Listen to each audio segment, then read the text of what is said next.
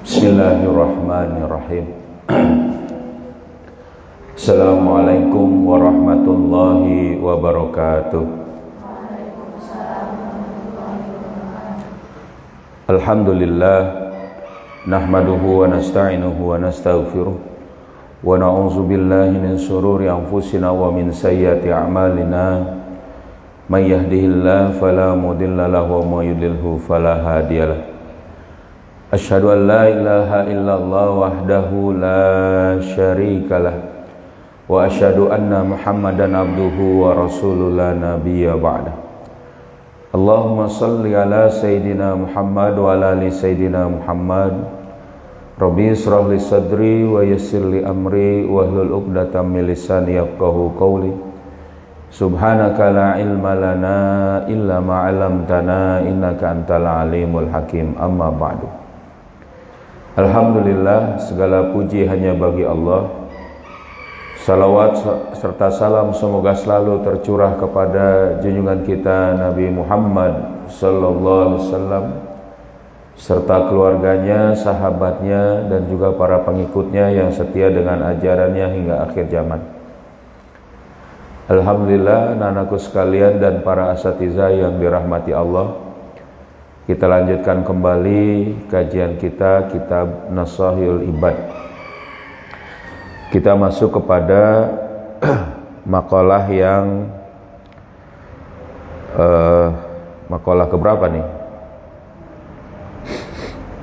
Ya, 31 sudah. 33 sekarang ya. Iya.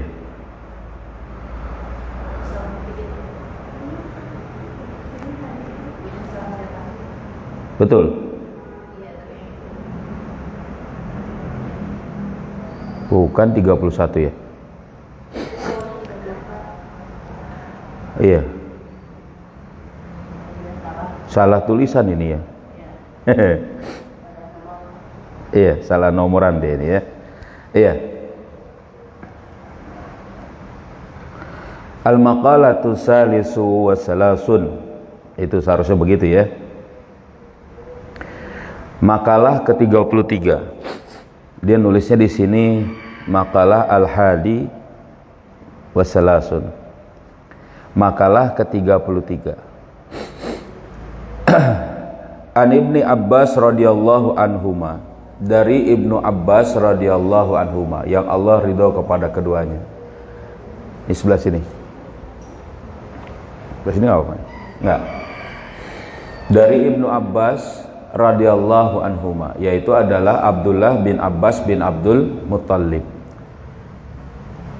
Keduanya Allah merahmatinya.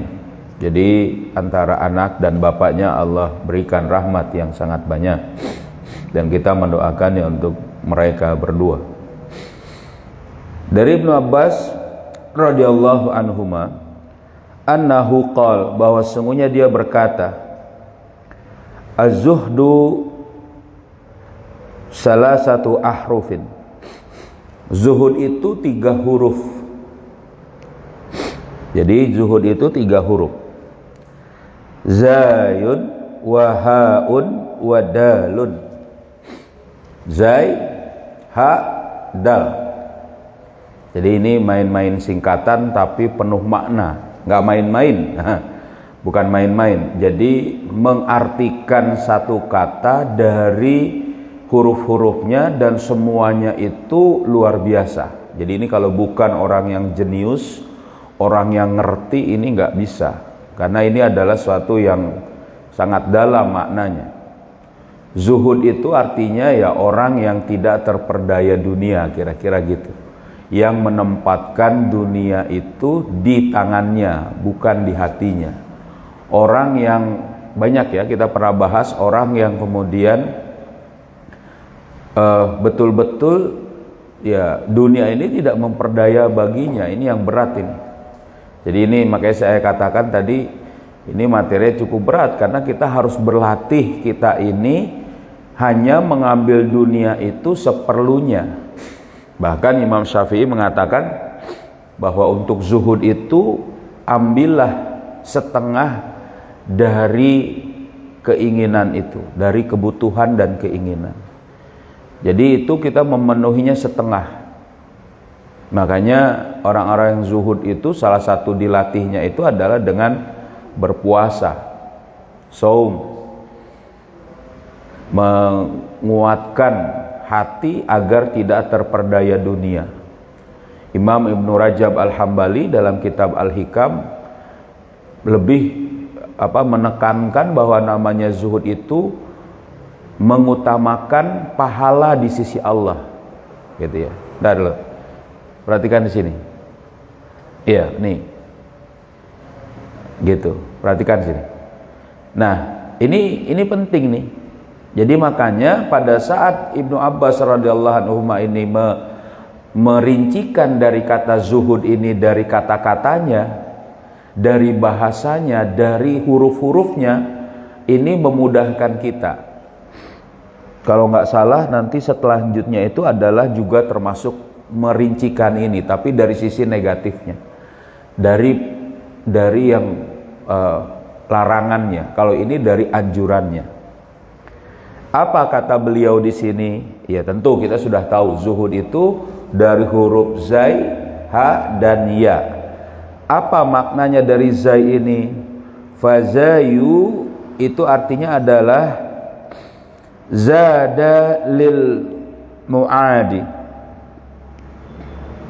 Nah, zai itu adalah bekal untuk hari akhirat. Zadul ma'ad. Zadul ma'ad atau zadul mu'ad sama juga di sini. Jadi zadul mu'ad maksudnya ini adalah ai lil akhirah wa huwa taqwallahi ta'ala, yaitu ketakwaan kepada Allah. Jadi orang zuhud adalah orang yang sadar bahwa dia melakukan hal ini untuk bekal dia di akhirat. Dia lebih mengutamakan apa yang di sisi Allah, dia mencari pahala di sisi Allah, dia tidak mau untuk ikut dalam buayan dunia untuk mendapati pahala di akhirat. Paham? Untuk mendapati surga di akhirat. Jadi orang zuhud itu, maka ini berat ini kalau kita nggak latih bareng-bareng ya. Kita latih. Kita bersabar, misalnya ada seseorang yang dia mungkin kalian belum begitu merasakan. Dia punya kebutuhan, dia punya misalnya harus menafkahi keluarganya, ya kan? Dia harus menafkahi misalnya anak, mungkin beberapa orang anaknya, atau dia menafkahi adik dan ibunya misalnya. Lalu pada saat dia bekerja, dia melakukan, atau mungkin bukan dia yang melakukan kesalahan, kawannya atau dirinya sendiri ada kelalaian, sehingga pada saat misalnya dia berdagang, menjaga satu toko misalnya, pada saat itu ternyata dia bagaimana? Tidak berhasil mengumpulkan uang yang berasal dari penjualan. Mungkin ada orang yang mencuri dari barang-barang tokonya. Mungkin ada orang yang kemudian berbuat jahat mengambil uang dari tokonya. Karena dia yang bertanggung jawab, akhirnya apa? Pas dihitung kurang. Punya tanggung jawab dia. Wah, ini bagaimana? Saya harus mengganti, nggak punya uang. Ternyata dia tergiur dengan misalnya apa? Kalau sekarang ini ada pinjol, misalnya pinjaman online ya, pinjol itu ya. Tinggal telepon, tinggal oke, masuk ke rekening uang, lalu ada bunganya, ada ribanya, haram.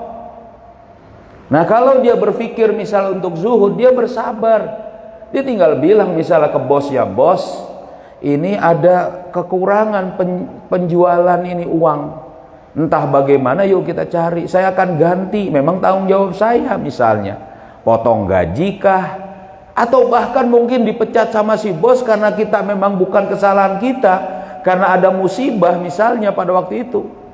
Ya sudah, cari pekerjaan yang lain.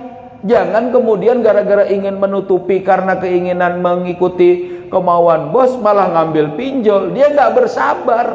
Dia nggak mikir untuk apa? Bekal akhirat, bahwa dia melakukan perbuatan peminjaman kepada rentenir tadi adalah apa? Haram, dosa. Paham ini? Akhirnya dia begitu. Ini zuhud, kekuatan hati. Memangnya kenapa kalau saya keluar dari pekerjaan ini, daripada saya harus melakukan satu yang haram, saya betul-betul bekerja, saya tidak tahu siapa yang kemudian mengambil barang ini, siapa yang mengambil uang ini, pas dihitung kurang, saya tanggung jawab, potong dari gaji saya, atau saya akan cicil nanti. Si bos nggak mau, marah-marah, ya sudah, nggak apa-apa, berhentilah. Memang kenapa? Misal, ketimbang ngambil pinjol, bunganya berlipat-lipat, pinjam 100.000 bisa ngembaliin misalnya bisa jutaan, nggak tahu, ayah belum tahu itu. Ya kan, katanya bisa harus mengeluarkan uang sampai berapa? 50 juta, 100 juta, bisa jadi itu nanti. Setiap hari nggak bayar, dia harus seperti itu. Nah ini kan kayak gini apa? Tadi, dia berpikir bahwa hanya urusan akhiratlah yang harus dia utamakan. Makanya di sini adalah ketakwaan kepada Allah. Apa takwa itu? Takut kepada Allah, takut kepada azab Allah, takut kepada kemahabesaran Allah, itu takwa. Ya, nanti sebenarnya takwa itu sudah pernah dijelasin, atau nanti juga ada penjelasannya. Paham sini? Jadi yang namanya orang zuhud adalah orang yang menjaga diri dan hanya melakukan perbuatan untuk mendapati pahala sebagai bekal dia di akhirat kelak. Ini huruf zai sebagai zada lil ma'ad. Paham? Zuhud. Ya. Kalau kita bahas dengan apa yang kita pernah beberapa kali saya sampaikan di forum kayak ini juga. Apa itu kata Imam Ibnu Rajab Al-Hambali? Itu bahkan 4 yang namanya zuhud itu lebih mengutamakan pahala di sisi Allah, pujian dan celaan manusia tidak lagi mempengaruhi dirinya, kesabaran atas musibah lebih dia sukai ketimbang dia nggak mendapat musibah, dan tidak menginginkan apa yang ada di sisi manusia. Jadi apa? Semuanya untuk bekal akhirat, pahala di sisi Allah. Dan ini harus kita latih anak sekalian, para asatidzah.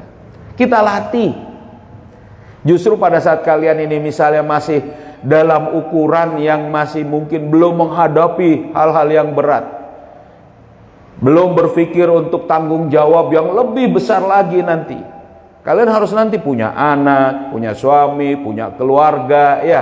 Itu harus dinafkahi. Kalau nggak berpikir untuk pahala akhirat, akhirnya hawa nafsu yang kemudian bergelimang dalam kehidupan kita. Wah, susah. Ya kan? Ayo juga begitu, mikirnya kadang turun naik, kadang ini. Terus minimal kalau kita lagi payah, lagi susah ini jangan sampai anjlok bener lah. Ada ngerem juga sedikit. Klek. Makanya nyamankan dengan urusan yang kemudian bagaimana? Mana yang harus kita hindari, yaitu yang diharamkan oleh Allah. Selama hukum-hukum itu adalah, kan ada 5 hukum ya, selama hukum-hukum itu bukan yang diharamkan, bersabar. Tentu bersabar terhadap itu. Maksudnya apa ya? Tidak apa-apalah kira-kira. Hukumnya masih makruh, masih mubah, apalagi udah sunnah, apalagi kemudian wajib, oh itu sudah pasti dikerjakan. Tapi jangan sampai mengerjakan yang diharamkan oleh Allah Subhanahu wa ta'ala. Makanya kita harus paham di situ, takwa Allah, takut kepada Allah. Ngerti huruf zaid? Yang kedua, ini lagi ini, mantap ini. Dijelaskan di sini. Wal ha'u hudan lidini. Huruf H dalam makna zuhud itu adalah petunjuk hidayah kepada agama ini. Ai sulukut tariqin yuwassilu ilal tariqatil muhammadiyah. Ya ini adalah jalan, ya kan? Ya ini adalah tingkah laku untuk menempuh kepada jalan Islam Muhammadiyah. Ini bukan NU Muhammadiyah, bukan. Maksudnya ini adalah jalan ke Nabi, jalannya Rasulullah sallallahu alaihi wasallam. Hidayah. Nah, ini yang kedua. Dalam kitab As-Syakhsiyah Islamiyah bab hidayah wa dhalalah jilid 1 itu dijelaskan. Nah, ini harus paham nih.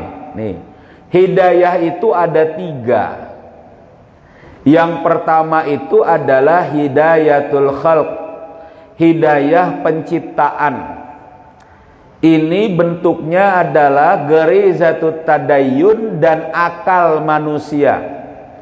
Semua manusia itu punya hidayatul khalq yang normal.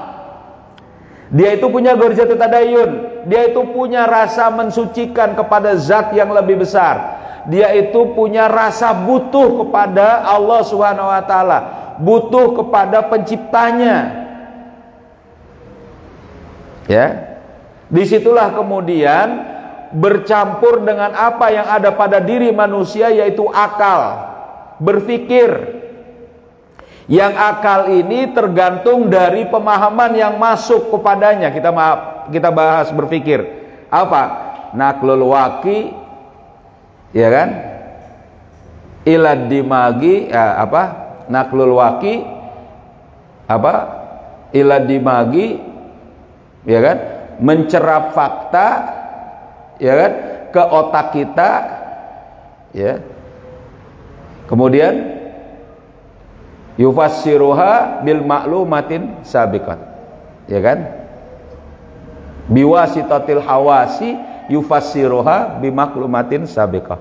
Mencerap fakta kepada otak dengan perantaran panca indera, ditafsirkan, dihukumi, diputuskan tentang masalah fakta tadi itu dengan maklumat sabiqah. Maklumat sabiqah inilah yang harus diisi ke otak manusia agar bisa berpikir. Itulah hidayatul khalqi, petunjuk hidayah dari penciptaan manusia. Nah, ini ada pada setiap manusia, tapi dirinya yang kemudian memasukkan maklumat pada dirinya. Nih kan nih. Jadi kalian ini belajar ini memasukkan maklumat, belajar fikih, belajar kemudian hadis, belajar adab, belajar Quran, ulumul Quran. Semua pelajaran itu pelajari, sabar, ingat. Nanti diulang lagi, sedikit demi sedikit, ulang lagi, dipakai lagi, diulang lagi. Agar apa? Agar akal kita ini, agar otak kita ini, agar kita memiliki maklumat sabiqah yang benar. Karena hidayatul khalqi ini ada pada semua orang. Tapi dia akan apa? Terkait dengan hidayatul bayan. Nah, apa hidayatul bayan ini? Al-Quran, dinul Islam, Saqafah Islamiyah yang dimasukkan, yang dia pilih untuk dia lakukan, dia kerjakan, dia pahami. Kalau hidayatul khalqi itu Allah telah jelaskan, wahadainahun najdain, telah kami beri jalan, telah kami beri hidayah kepada mereka 2 jalan. Apa itu? Nah, ya kan? Fa'alhamaha fujuraha wa taqwaha, diilhamkan kepada mereka jalan fajir dan jalan takwa. Jadi itu dia bisa mikir mana yang fajir, mana yang takwa. Kalau hidayatul bayan ini Al-Quran, hadis, Saqafah Islam, itu yang Allah katakan, syahrul Ramadan allazi unzila fihil Quran hudal linnasi wa bayyinati minal huda wal furqan. Ya, paham ya? Jadi Quran ini hidayah. Nah, kalau kita paham yang 2 hidayah ini, kita nggak bisa bilang, wah, kenapa sih dia belum masuk pesantren? Itu bapak dan dirinya itu belum dapat hidayah. Bukan. Kok kenapa dia belum hijrah? Dia belum dapat hidayah? Bukan. Nggak gitu. Kenapa ini kok sudah balik tapi nggak mau pakai kerudung, nggak mau pakai jilbab? Ya dia belum dapat hidayah kan? Bukan, nggak gitu. Dia harus meraihnya. Sampai dua hidayah ini dia harus punya rasa itu. Makanya orang tua berperan sampai nanti dia balik. Orang tua mendidik dari masih kecil. 7 tahun ajari sholat, 10 tahun kalau belum sholat pukul. Itu orang tua disuruh itu oleh Allah, ya kan? Paham nih? Ngajarin, kamu nih belajar Islam. Makanya dimasukin dia ke pesantren, gitu ya. Makanya diajarin dia dengan guru. Ini hidayatul bayan, pilihan kita. Kalau dua hidayah ini rusak atau tidak ada, kalau hidayatul khalqi itu misal orangnya jadi gila, otaknya sinting, gila miring, gebrek kena misalnya pecah, putus uratnya, gila dia, bisa. Karena dia stres mikirin, dia nggak tahu bahwa Allah maha luas rizkinya, dia tidak tahu bahwa Allah itu maha luar biasa. Dia stres, dia mikirin sampai kemudian apa? Otaknya nggak kuat, panas, demam, teng, putus dia, ngaco dia ngomong kemana-mana, nggak pakai baju, semua jalannya, jadi gila dia. Hidayatul khalqnya sudah selesai, tidak lagi dihisab dia. Tapi kalau sudah hidayatul khalqnya benar, dia tidak mengambil hidayatul bayan, dia tidak mengambil syariat Allah, maka pada saat itu berlaku pada dirinya faman syaa falyu'min wa man syaa falyakfur. Kalau dia mau beriman, Allah akan sediakan surga. Kalau dia kufur, Allah akan sediakan neraka. Ini hati-hati nih. Berhitung di situ mana dosanya, mana pahalanya. Terhitung di situ berikutnya, dosa, pahala, dosa, pahala, dosa, pahala. Dosa kemudian dihapus dengan taubat, dosa dihapus dengan amal soleh. Terus pahala lagi bertambah, pahala lagi habis dengan apa? Dengan ujub, dengan riya, masya Allah, na'udzubillah. Terus berhitung semua. Itulah yang Allah katakan, innallaha sari'ul hisab. Allah maha teliti perhitungannya. Ya, itu. Ini hidayatul bayan. Kalau dua ini tidak mau diambil oleh manusia, dia tidak memilih, dia tidak meraihnya, maka dia nggak akan dapat hidayah yang ketiga, hidayatut taufik. Ini yang disebut dengan taufik. Taufik hidayat, hidayat taufik sama. Taufik Hidayat. Nama teman saya ya. Bukan, itu nama yang luar biasa atau ucapan. Kenapa? Karena hidayat taufik ini Allah lah yang memberikan. Kira-kira gini, pada saat kita sudah memilih kebaikan, kita sudah memilih Islam, berikutnya Allah ternyata memberi pilihan kepada efek dari pilihan kita, kebaikan dan ketaatan. Ya, kita yang milih. Kenapa kita kemudian mendapati kemudahan? Setelah kita semangat belajar, setelah kita mencoba menghafal, setelah kita ternyata berikutnya dimudahkan. Allah berikan kemudahan, kekuatan ingatan, teman-teman yang baik, lingkungan yang baik. Ini hidayatut taufik. Kalau kemudian ini dikatakan berikutnya Allah tidak beri, iya. Kenapa? Karena sebelumnya dia tidak mengambil hidayatul khalqi dan hidayatul bayannya. Ini yang Allah katakan, innallazina kafaru sawaun alaihim a'anzartahum am lam tunzirhum la yu'minun. Orang kafir, khatamallahu ala qulubihim wa ala sam'ihim wa ala absarihim gishawatu wa lahum azabun azim. Insyaallah. Paham tak? Jadi jangan nyalahin Allah. Ini yang Allah katakan, innaka la tahdi man ahbabta walakinallaha yahdi liman yasha. Nabi Muhammad itu SAW itu bagaimana? Saat pamannya meninggal, dia ingin masuk Islam. Ya Allah, ini dia pengen masuk Islam. Ya paman, ucapkan asyhadu an la ilaha illallah. Ucap asyhadu an la ilaha illallah. Pamannya enggak mau memilih itu. Enggak.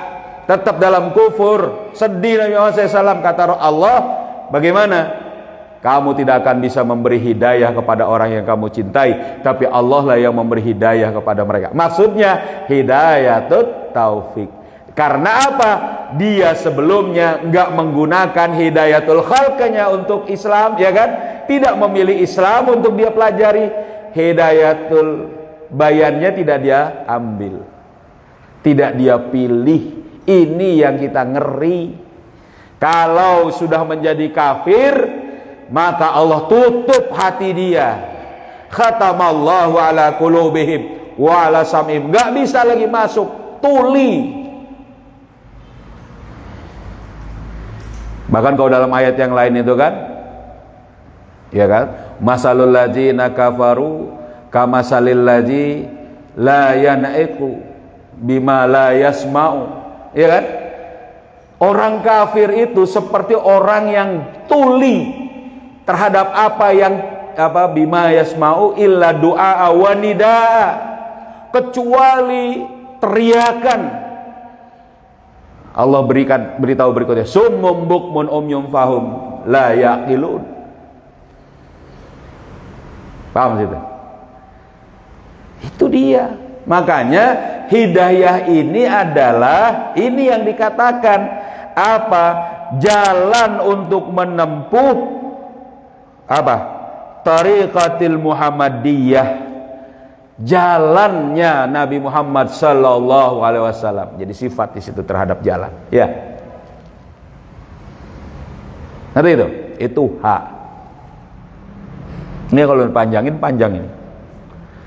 Tapi ngerti ya? Nah, terakhir, wadalu dawamun ala ta'ah. Nah, istiqomah dawamun ala ta'ah, terus menerus langgeng terhadap ketaatan. Setelah dia pilih, setelah dia itu bagaimana, ya kan, menetapkan hatinya untuk bisa mendapati pahala di sisi Allah, ya, sebagai zadun lil ma'ad, sebagai bekal dia, ya kan, untuk hari akhirat. Lalu dia mengambil, memanfaatkan hidayatul khalqnya, memahami Islam, memilih Islam, melaksanakan syariat Islam, membedakan mana yang hak dan yang kufur, yang batil, yang hak dan yang batil. Iman kufurnya dia bedakan. Dia tidak mau mengambil kekufuran, dia nggak mau mengambil kemaksiatan. Allah berikan hidayah atau taufik kepada dia. Lalu kemudian dia berdoa kepada Allah, dia kemudian menetapkan hatinya untuk istiqomah, maka pada saat itulah dia betul-betul zuhud. Ya, innalladzina qalu rabbunallah summastaqamu, kemudian dia istiqomah, dia terus dawam kepada ketaatan. Apa kata Allah? Tatanazzalu alaihimul malaikah. Saat dia mau wafat, Allah turunkan malaikat kepadanya. Yang malaikat itu kemudian berkata, alla takhafu wa la tahzanu. Ya kan? Jangan kamu takut, jangan kamu sedih. Kita ini senantiasa Allah akan berikan itu petunjuk. Makanya hidayah taufik itu apa? Siapa yang membawanya? Malaikat. Dan luar biasa, Islam ini dibawa oleh malaikat yang paling apa? Malaikat yang luar biasa, malaikat yang tertinggi derajatnya, yaitu Jibril alaihissalam, yang Allah itu memberikan wahyunya kepada kita, apa Nabi Muhammad itu melalui Jibril, malaikat yang mulia. Yang kalau malaikat itu punya sayap, ada yang punya sayap sepasang, dua saja, dua pasang. Malaikat Jibril itu punya sampai 600 pasang sayap itu, kalau dalam satu riwayat itu. Jadi paling banyak, paling mulia, paling besar untuk membawa apa? Syariat Islam. Nah, terus sampai kepada Nabi Muhammad SAW, sampai kepada kita melalui wahyu itu tadi, sampai kepada kita, kita ikuti, kita tetapi dalam hati kita, ya kan, Allah berikan berikutnya petunjuk kepada kita, alhamdulillah. Makanya bersyukur, itu yang harus kita senantiasa ingat. Apa? Ridho raditu billahi rabba wa bil islami dina, ya kan, wa bi Muhammadin nabiyya wa rasulah, rabbi zidni ilman warzuqni fahman. Itu doa itu luar biasa itu. Iya. Ada itu dalam dipelajari ya. Artinya dipelajari saat TK ya, SD ya. Dipelajari, diajarin sama gurunya. Ya itu. Maka ridho Allah itu Tuhan kita. Itu supaya menetapkan hati kita. Begitu anak-anak sekalian dan para asatizah. Kayak saya katakan ini, Masya Allah, ini kena kepada kita semua, terutama ya kita ya latihan ya untuk zuhud ini, dan luar biasa untuk dawam, untuk istiqomah, ya kan, harus dipahami Allah itu adalah Tuhan kita, Allah yang kemudian maha luar biasa. Dari Al-Quran Allah dijelaskan oleh Allah, Allah lah Ar-Razzaq, bersabar, Allah lah kemudian ya kan Al-Halim, ya, dan sebagainya, semua yang Allah telah beritahukan. Begitu. Jadi bukan materi yang sedikit ya, paling cuma berapa lembar, berapa baris. Bisa paham? Alhamdulillah. Ada pertanyaan? Gimana? Nabila paham? Alhamdulillah. Karimah paham? Alhamdulillah. Cukup ya? Ya, kalau cukup kita tutup dengan baca surat Al-Asr bersama-sama. Bismillahirrahmanirrahim. Wal asri innal insana lafi khusrin illalladzina amanu wa amilus solihati wa tawasaw bil haqqi wa tawasaw bis sabr. Subhanakallahumma wa bihamdika asyhadu an la ilaha illa anta astaghfiruka wa atubu ilaik. Assalamualaikum warahmatullahi wabarakatuh.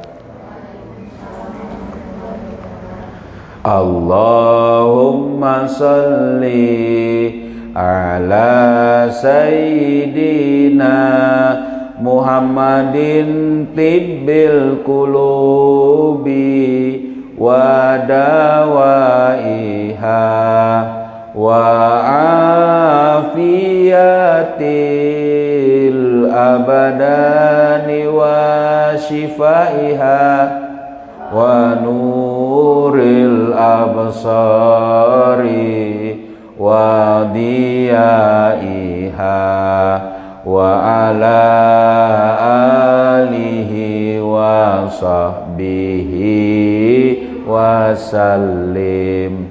Allahumma salli ala sayyidina Muhammadin tibbil qulubi wa dawaiha wal afiyatil abadani wa shifaiha wa nuril absari